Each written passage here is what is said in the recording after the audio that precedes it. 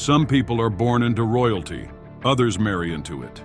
And then there's Tsar Ivaylo, who basically speed ran his way from pig farmer to Bulgarian throne. Legend has it, Ivailo was just a humble swineherd when he looked at the chaos around him. Mongols raiding, Byzantines scheming, and Bulgarian nobles too busy sipping wine and twirling their mustaches, and thought, you know what?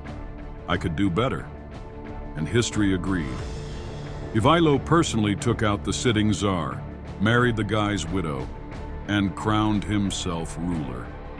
And just when you think his resume couldn't get any more impressive, did I mention he wrecked two of the most fearsome armies of the time? Before we start today's video, a big shout out to Mitka Dimitrov, 8396 for recommending this story in the comments. Truly thank you for bringing this overlooked battle to our attention. If there's a battle or a moment in history you'd love to see us cover, drop it in the comments. We're always reading them, and we'd love to feature your name in the next video. And guess what? We just hit 21,000 followers. A huge thank you to all of you history buffs, battle nerds, and lovers of weird but true stories. Let's keep the momentum going and march toward 22,000. Now let's start. Depending on who you ask, Ivailo was either a heroic champion of the common folk or a smooth-talking opportunist who played his cards right. Back in the communist days, historians loved to call him the leader of Europe's first peasant uprising, a shining beacon of class struggle in the Middle Ages. But some Bulgarian historians see him differently, as a clever adventurer who knew how to seize the moment. They mockingly dubbed him Brdokva and Lachanas, which, in case your medieval Bulgarian and Greek are a little rusty, translate to Radish and Lettuce. Yep, they basically called him Salad Boy. But let's be honest, they had plenty of reasons to be salty. Ivailo repeatedly stomped their armies into the dirt, and nothing bruises an empire's ego like losing to a so-called peasant. So who was this man that sent Byzantine generals running? To understand Ivailo, we first need to take a closer look at the chaotic world he lived in. Historians call this period one of the most dramatic chapters in the country's medieval political history. And honestly, they're not exaggerating. It's 1257, and young Tsar Michael Ryassessing is abruptly removed from the throne. He got murdered by a group of disgruntled boyars, and since he didn't leave behind an heir, the noble council had to pick a new king. After some deliberation, and probably a lot of scheming, they settled on Constantine Tic, the governor of Skopje. Why him? Well, the guy had made quite a name for himself by fending off Byzantine and Serbian invasions in 1256 to 1257. At first, things were looking up. Constantine managed to calm the chaos and bring a little stability to Bulgaria, which had been shaken up by endless noble conspiracies. But of course, peace never lasts long in the Middle Ages. By 1263, trouble was brewing again. One of Constantine's rivals, a man named Mitso, decided that instead of fighting for the throne, he'd just hand over a chunk of Bulgaria, specifically the southern Black Sea coast, to the Byzantines. Because why bother ruling a kingdom when you can just sell pieces of it to your neighbors?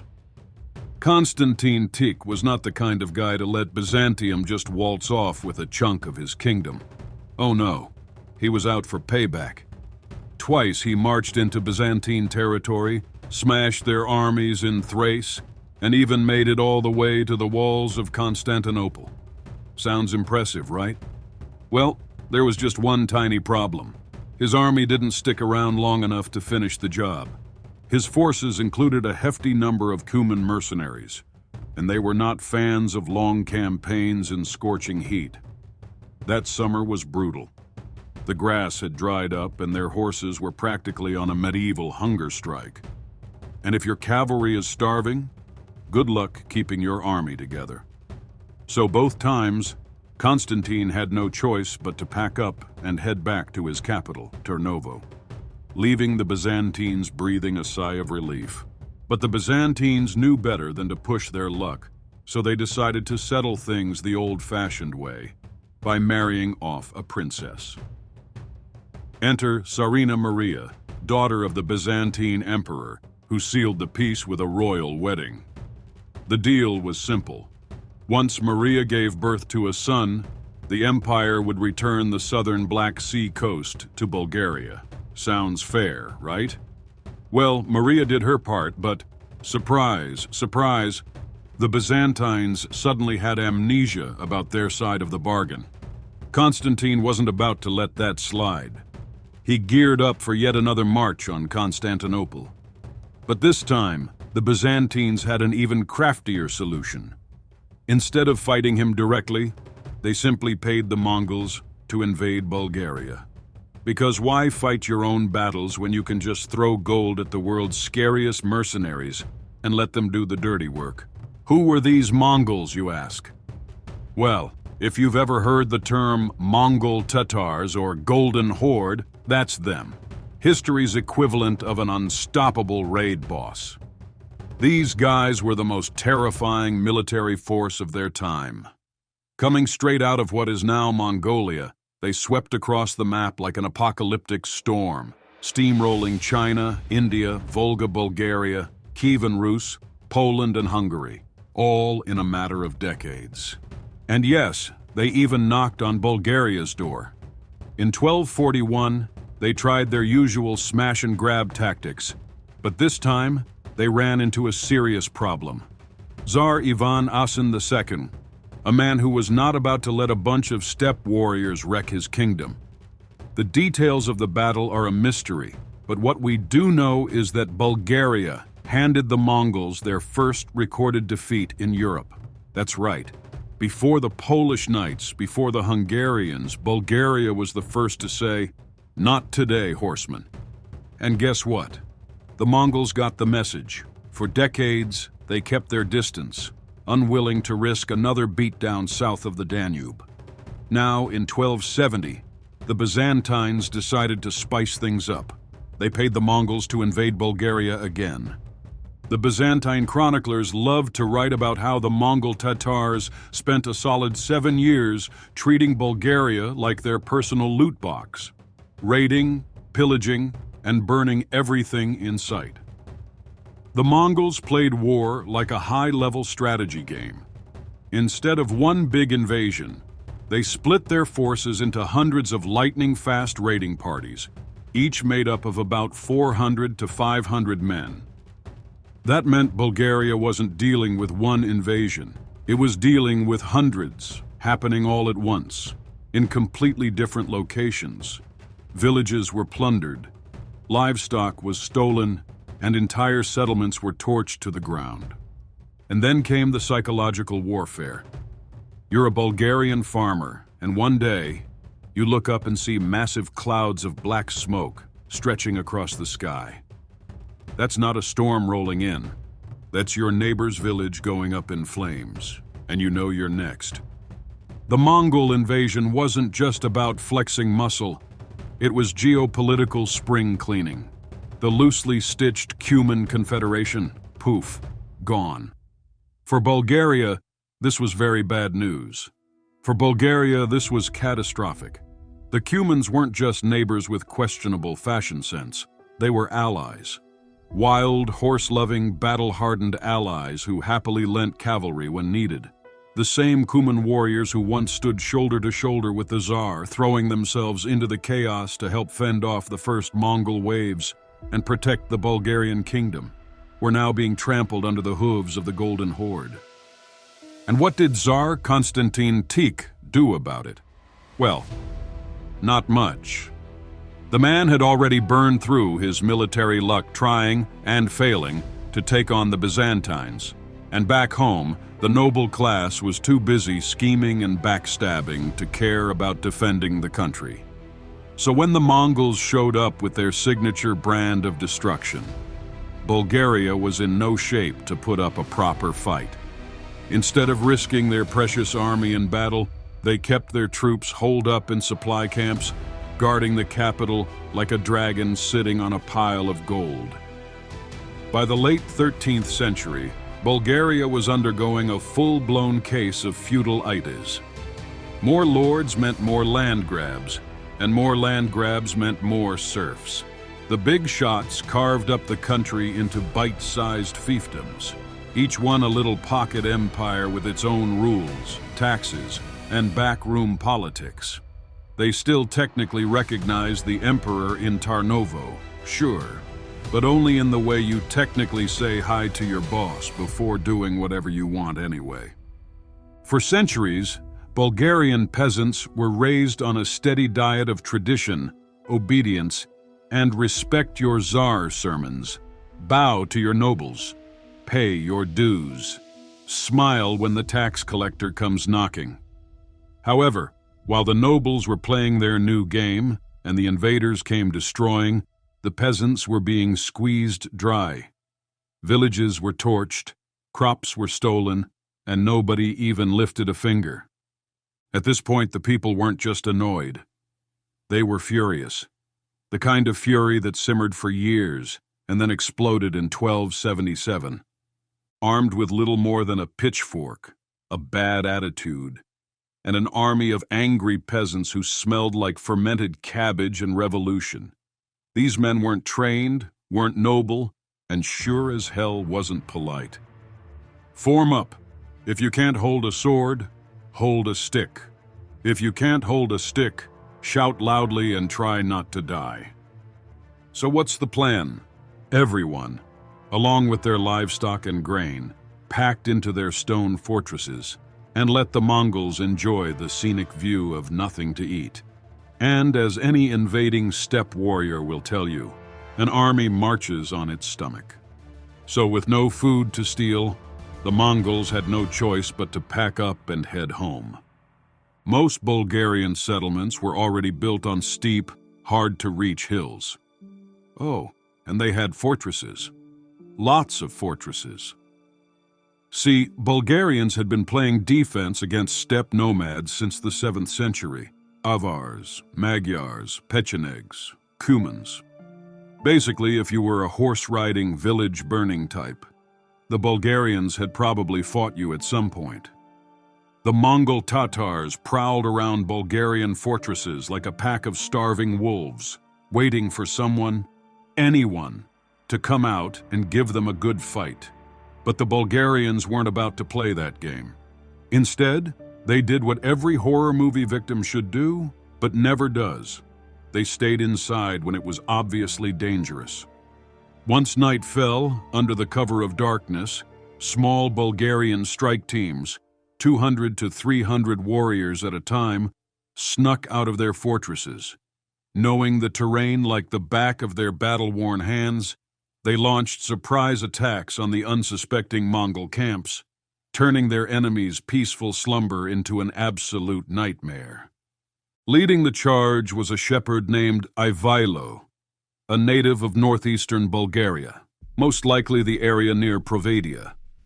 Not some noble-born general, not a seasoned warlord, just a guy with a flock and a serious grudge. According to legend, he had a dream where the Virgin Mary herself told him to drive the Mongols out of Bulgaria. And who was he to argue with divine orders? So he put together a small band of warriors, took out a few Mongol raiding parties, and before long, his little resistance force grew into a full-blown movement in summer 1277 in northeastern Bulgaria, where the Mongol devastation was strongest. And guess what? The peasants win. Yep, underdog story of the century. Ivaylo's army wipes out the Mongol Tatar forces right there on the banks of the Danube, flipping the script on what was supposed to be an easy Mongol victory. Meanwhile, let's check in on the Bulgarian king, Constantine Tik. You'd think, after watching his people do the impossible, he'd be out there celebrating, maybe even sending some backup. But nope, the guy stays put, hoarding his elite troops in Tarnovo, Lovik, Targovishte. He watches from the sidelines, waiting to see how things shake out. Then, once the Mongols are completely defeated, he finally decides to step in. Not to thank Ivaylo, not to reward the man who just saved Bulgaria. Nope. Instead, he figures, hey, this guy's too popular. Time to take him down. What were you looking for in the 13th century? Plot twist. That army of his? They've been dying of shame because they weren't there to help kick the Mongols out in the first place. So instead of bravely charging into battle, they take one look at Ivailo, the undefeated warlord, and collectively say, you know what? This guy seems like a better boss. And just like that, they switch sides. And let's not forget the cherry on this already chaotic Sunday. Ivailo personally slayed Constantine Teak. Yep. Didn't just defeat him in battle, killed him. Why? Because in Ivailo's eyes, Constantine didn't even try to go down with honor. With Constantine out of the way and the army switching teams, Ivailo began to seize the country's fortified cities, which surrendered, and recognized him as emperor one by one. By the spring of 1278, only the capital Tarnovo remained under the control of Empress Maria. Being a battlefield god gets you respect, but it doesn't get you legitimacy. And Ivailo knew that. He couldn't just flex his muscles and expect the boyars to start bowing. So what does he do? He married the Tsarina. Tsaritsa Maria, formerly married to the late Tsar Constantine Teak, who had the unfortunate luck of being chopped down by Ivailo himself, was no fool. Word on the street was that she made the first move, offering her hand to Ivailo, only to secure the throne for her son, Michael Ascent, as if Ivailo would just play babysitter while the real heir grew into the crown. But Ivailo, oh no. He made it very clear. He wasn't being accepted into the royal family. He was granting clemency. So, by the spring of 1278, just like that, Ivailo wasn't just the guy leading the revolt anymore. He was Tsar, legit, crowned, and terrifyingly unpredictable. But as it turns out, wearing a crown is a lot harder than earning one. Ivailo was a genius on the battlefield, sure, but royal politics? That was a whole other monster. The nobles in Tarnovo didn't trust him, didn't like him, and definitely didn't want to share power with him. And Maria? Well, let's just say there were more than a few awkward dinner conversations between the two. Worse still, the universe decided to hand him not one, but two raging nightmares to deal with. The ever-conniving Byzantines to the south, and the Mongol Tatars to the northeast, who, let's not forget, treated Bulgaria like a firewood supply depot just a few years back. If the Mongols were a migraine, the Byzantines were a full-blown screaming toothache, and Ivailo had both at once. Down south, things were heating up real fast. When news hit Constantinople that Constantine Teak was, well, no longer a problem, the Byzantine court collectively raised an eyebrow. Emperor Michael VIII Palaiologos barely waited for the man's body to cool before rolling out a plan. Internal conflict? A leaderless kingdom? Sounds like a perfect time for a good old Byzantine intervention. So, he sent troops. Lots of them. The goal? Slap a shiny imperial coat of paint on Bulgaria by installing his son-in-law, Ivan Asen III, on the throne. They came roaring in from the south, spreading across the Balkan front, from the narrow, fog-choked Shipka Pass all the way to the salty winds of the Black Sea. The plan was simple: smash through the mountains, brush aside any resistance, and pop the imperial banner in Tarnovo. Easy peasy. But crossing the Balkans isn't so easy when Ivailo was waiting on the other side. The mountain defenders held like stone walls, buying just enough time for Ivailo to slap the Mongols into retreat and send reinforcements barreling back toward the front lines. Ivailo himself leads from the front. He's in the mud, swinging a sword, personally wrecking Byzantines at places like Studena and Pirgitsa. Every time he took the field, the Byzantines bled, and badly. By the fall of 1278, Their grand invasion had turned into a slow, miserable slog. Just when things were looking up for Ivailo, fate decided to throw a brick through his window. With the south stabilized and Byzantine troops retreat all the way back to Constantinople, Ivailo turned north, because of course the Mongols weren't done yet. They'd come back across the Danube like a bad sequel, but Ivailo, still riding high from his string of wins, charged up and smacked them back across the river. Only this time, the Mongols sent in the real muscle, Nogai Khan's elite. The Bulgarians fought like lions, but this wasn't the ragtag cavalry from last time. Ivailo found himself holed up in Drastar, an important stronghold on the southern bank of the Danube, and there he stayed for 3 long, soul-grinding months. Food dwindled, nerves frayed, Mongols circled like vultures. Meanwhile, back in Tarnovo, the boyars were sharpening their knives not for battle, but for betrayal. "He's dead," they whispered. "Totally dead. So dead. No way he survived the Mongols this time." And with those convenient little rumors, they threw open the gates to Ivan Asen III, the political equivalent of putting a scarecrow on the throne and hoping no one notices. The Byzantines marched in all smug and triumphant, with Ivan Asen looking like he just won the lottery.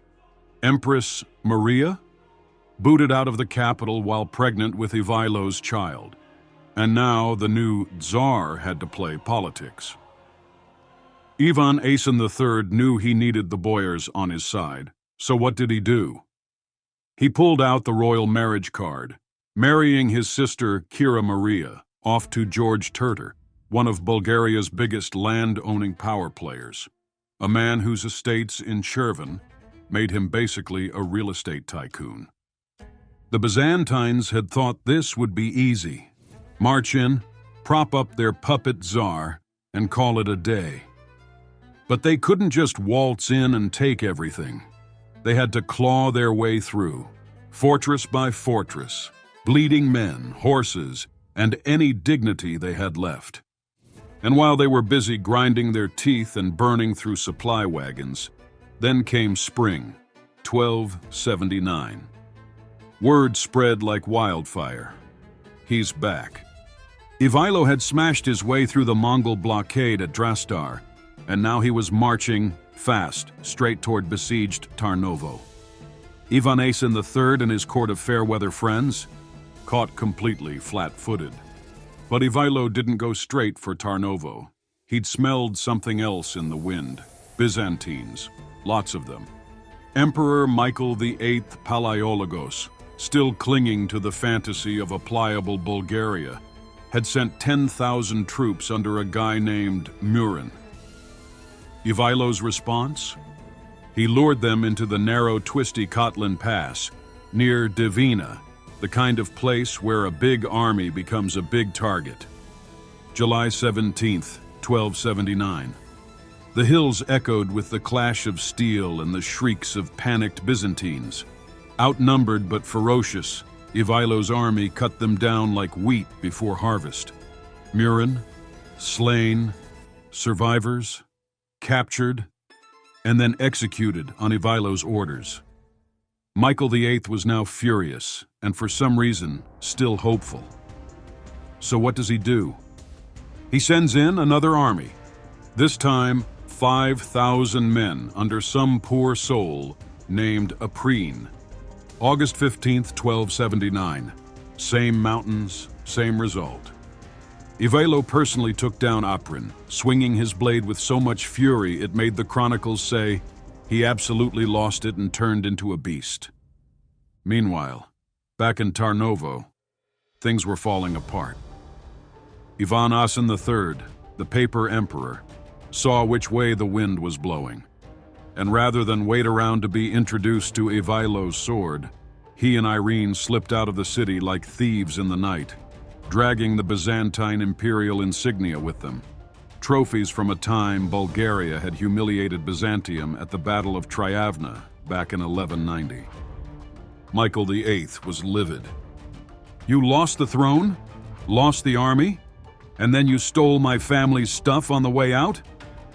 The emperor was so disgusted he wouldn't even look at them for days. And in Byzantium, being ghosted by the emperor was basically political death. Back in Tarnovo, Ivailo returned expecting a hero's welcome. Instead, the gates stayed shut. The boyars had made up their minds. Ivailo was too much trouble, too unpredictable, too peasanty. So they picked someone else. Despot George Terter, a nobleman, landowner, political player, and the kind of guy who wore clean robes and made the nobles feel safe again. By 1280, the fires of rebellion had burned too long. Bulgaria was weary. The fields were empty, the roads littered with the scars of war. Ivailo, the once invincible peasant-turned-Tsar, found his support fading. The people had fought, bled, and died, but peace never came. After George the Firmit Terter claimed the throne in Tarnovo, even Ivailo's most devoted followers began to drift away. They weren't cowards. They were exhausted. Dreams, no matter how noble, wither under endless war. With only a handful of loyal companions left, among them, Qasim Beg, the Mongol commander, who had once defected to his cause, Ivailo rode north, across the Danube. But this wasn't exile. It wasn't surrender. It was diplomacy. In the fortress of Obluchitsa, near the Danube Delta, Ivailo met with Nogai Khan, the feared Mongol leader whose power reached from the Black Sea to the steppes of the Volga. Ivailo wasn't begging. He was bargaining. He had not been defeated in battle. His fortresses still stood. His enemies had the throne, but not the land. And then, like a ghost from the past, Ivan Asen III appeared. That same puppet prince who had fled Tarnovo with imperial regalia in hand, now groveling in the same Mongol court, also pleading for support. Nogai Khan listened. For months he entertained both men, smiling, nodding, making promises. But behind the tent walls, the wheels of Byzantine diplomacy turned. Michael VIII had pulled a powerful string. Nogai's wife, Euphrosyne Palaiologina, was the emperor's illegitimate daughter. And that meant the Khan had family business to consider. Then came the feast. The hall was heavy with the smell of roasted meat, strong drink, and treachery. Ivailo sat on one side of Nogai. Ivan Asen III sat on the other. And then Nogai spoke.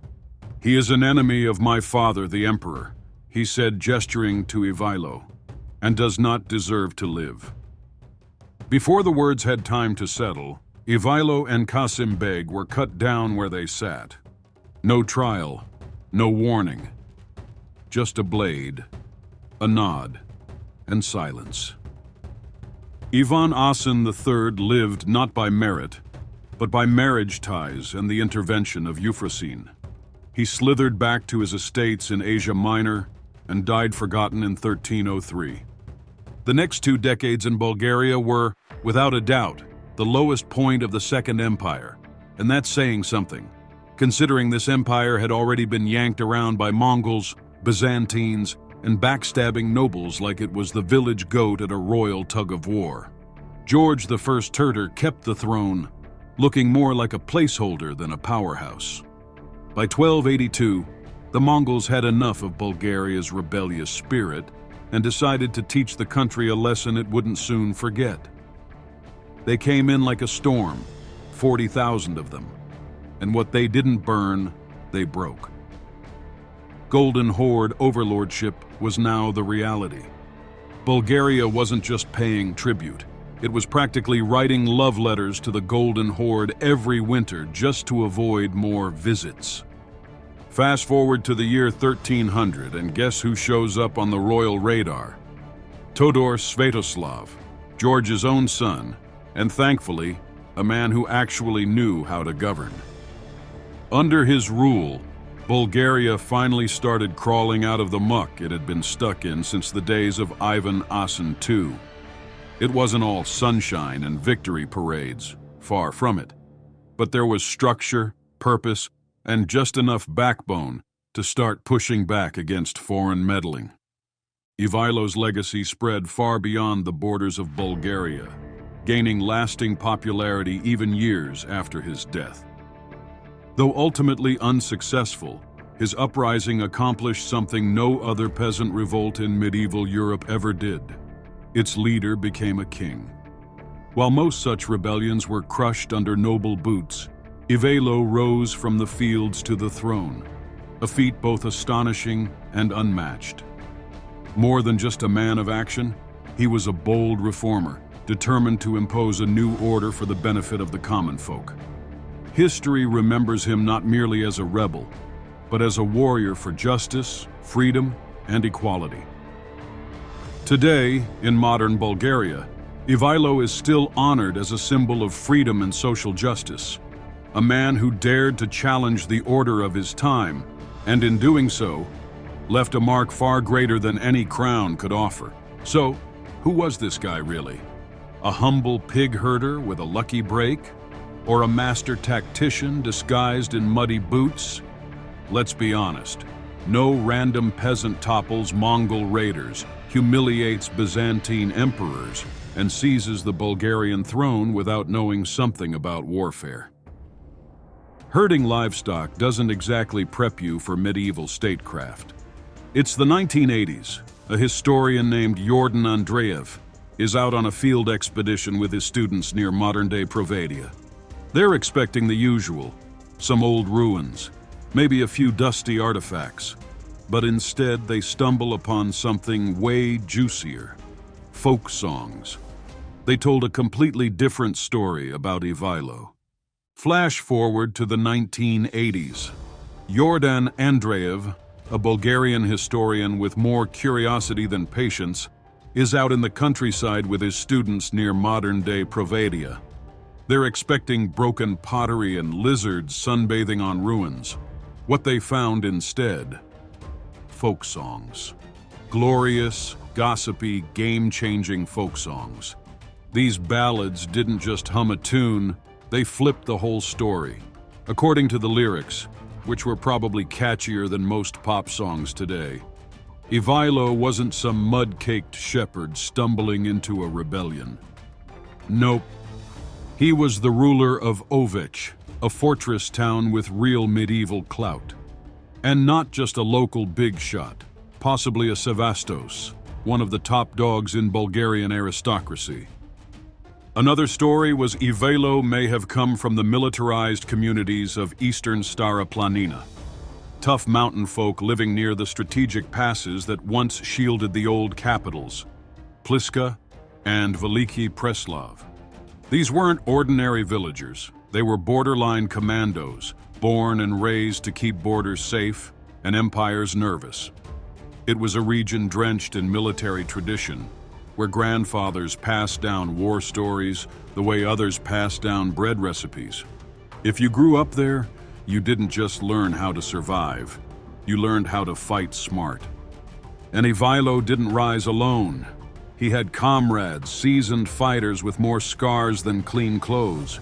One of them, Hranislav, got captured by the Byzantines, tossed in a dungeon in Constantinople, and then, plot twist, was released and ended up leading Byzantine troops against the Turks in Asia Minor. So no, Ivailo wasn't some clueless villager who found a crown in the mud. He came from a background steeped in strategy, surrounded by people who knew how to hold a spear, and more importantly, when to use it. Whether these stories are true or not, what we do know for sure is that Ivailo's legend only grew after his death. He was so famous that even in Thrace, people were showing up and pulling the medieval equivalent of, "Yeah, I'm totally Ivailo, now hand over your loyalty." And apparently just the name Lachanas, one of Ivailo's nicknames, was enough to make men charge into battle. That's right. This man had so much clout that just hearing his alias got people ready to throw hands. Now that's influence. But my favorite part? A simple, brutally honest quote from a peasant of the time. "We have nothing against a strong and brave shepherd, Let him milk and shear us like sheep, as long as he also protects us from the wolves. And that, my friends, is the legend of Ivailo. Warrior, king, possibly noble, and definitely not your average shepherd. Thanks for staying with us till here. See you in the next video.